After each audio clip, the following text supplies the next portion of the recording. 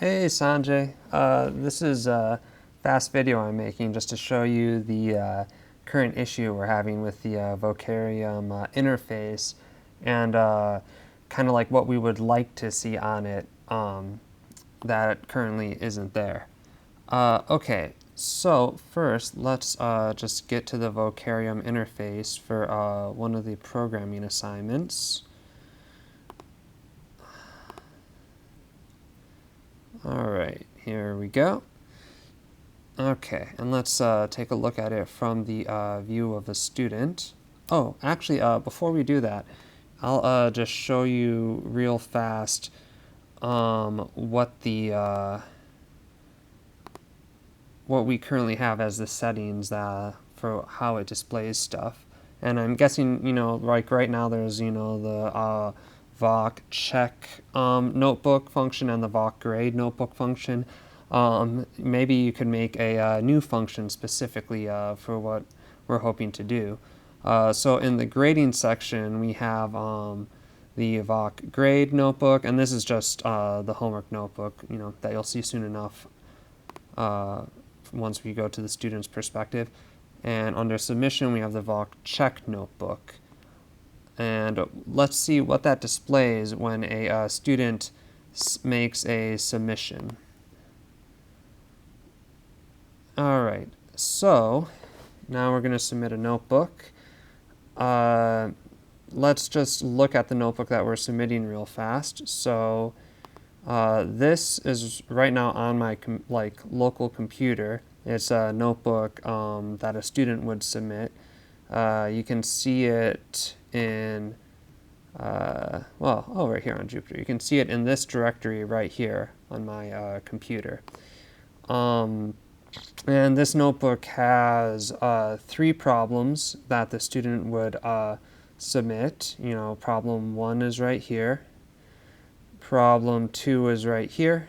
And problem 3 is here with 3 different checks. 1, 2, 3. So let's say a student only does the first problem but doesn't complete the other 2, or they complete it but they don't do it correctly.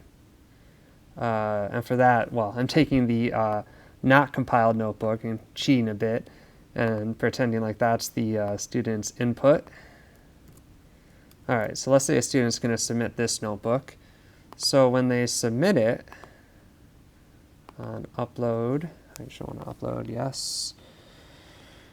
Oh, these are the other videos I've been making. Kind of gotten into the YouTube video thing.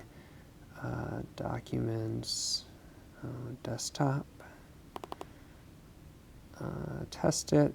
Alright, so this is the one we're working on. So if the student submits this, what happens is they get a console output that basically tells them how many it basically shows them how many assert errors occurred. So they're able to see that, like, oh, I did the first question correct, but I didn't do the other 2 correct.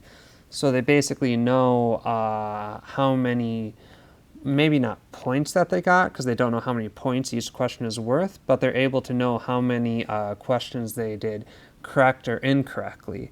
And what would be ideal is if we had a different console output. Oh, here, perfect. So here we see it tells them right here that, we passed the first test, but then it tells them, oh, we failed the second test and we failed the third test, and even tells them like which assert they failed at.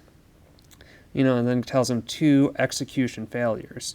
So we were wondering if there was a way where, like, when they submit a notebook, we have something that does check it, and then it tells them if they got 0 points or not, so that, they kind of know if they had an error occur, but it doesn't tell them if they got 100%, because now, basically, once one student figures out how to get 100%, all they have to do is send their code to everyone else.